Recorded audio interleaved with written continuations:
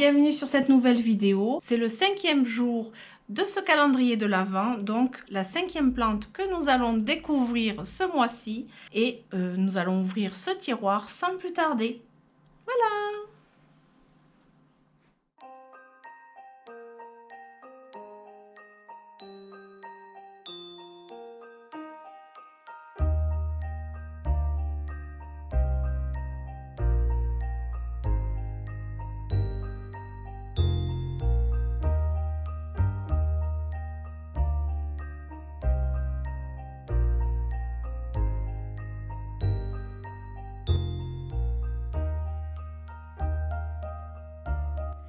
Alors, comme vous avez pu voir, c'est tout simplement le pothos golden reversé. Reversé, ça veut dire qu'il a perdu tout simplement ses variegations et ce qui fait de lui un pothos tout vert. Donc voici mon pothos donc reversé.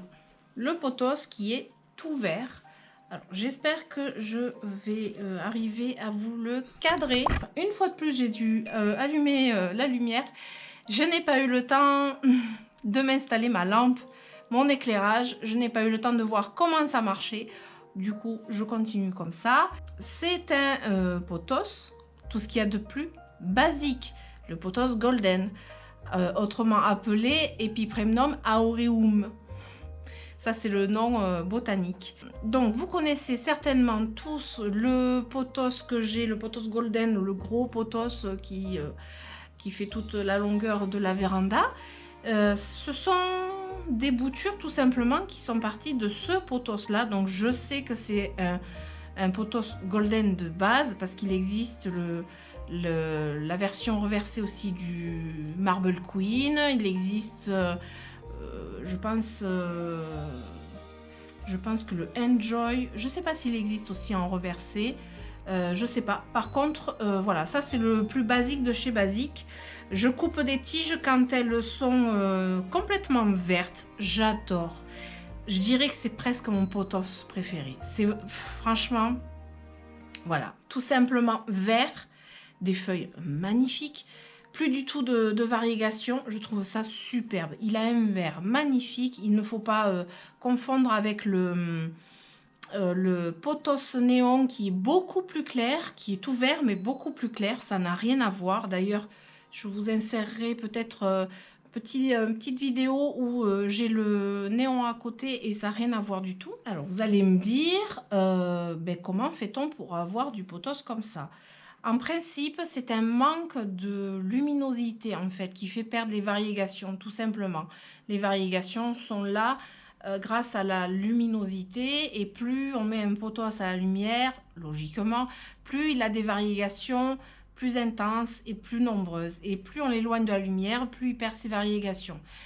Normalement, c'est ça. Après, des fois, il garde ses variégations même en étant éloigné un peu de la lumière. Là, voilà, j'avais des lianes qui avaient complètement perdu ses variégations. Moi, ça m'arrange parce que j'adore trop. Et quand je vois qu'il y a une liane dans ce style-là, je m'en occupe. Et c'est rare quand je bouture mes plantes, mais là, par contre, je saute sur l'occasion. Et là, c'est ce qui s'est passé. Donc, c'était des boutures que j'avais mis en eau pendant des mois, tout simplement. Je les bouture que dans l'eau.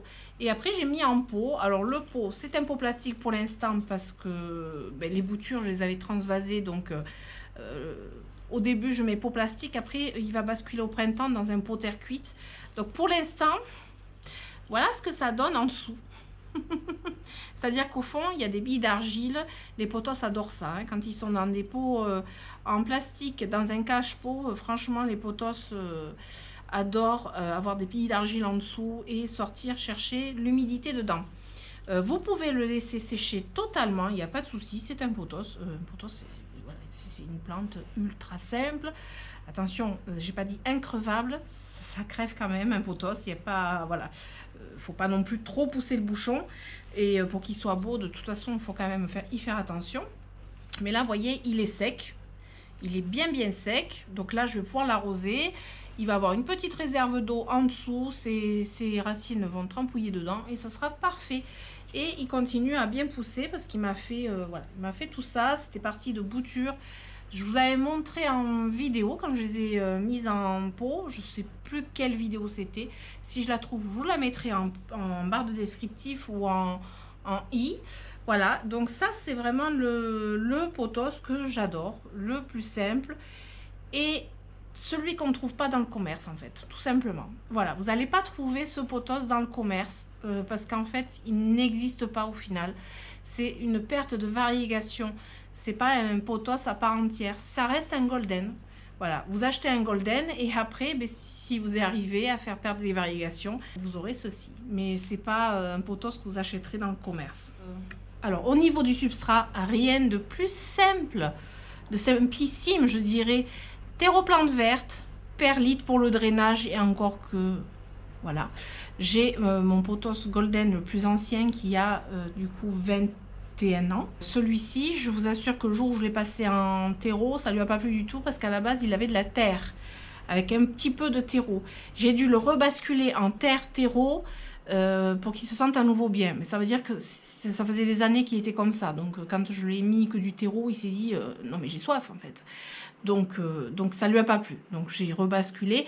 Mais c'est pour vous dire à quel point c'est une culture très simple parce que même si vous le mettez en terre, votre potos il va pousser quand même. Alors au niveau du bouturage,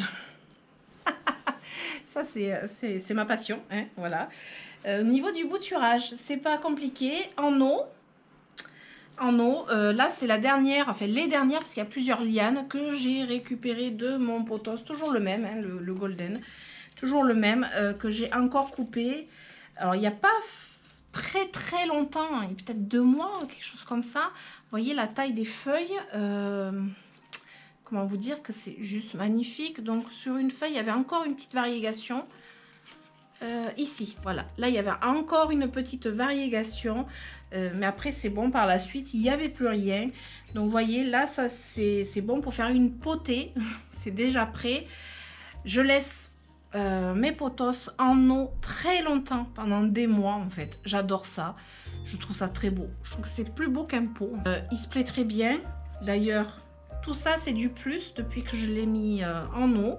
Ça pousse très bien. Par contre, voilà, il reste éloigné de la lumière pour éviter que les variégations ne reviennent. Je ne suis pas sûre que ça revienne.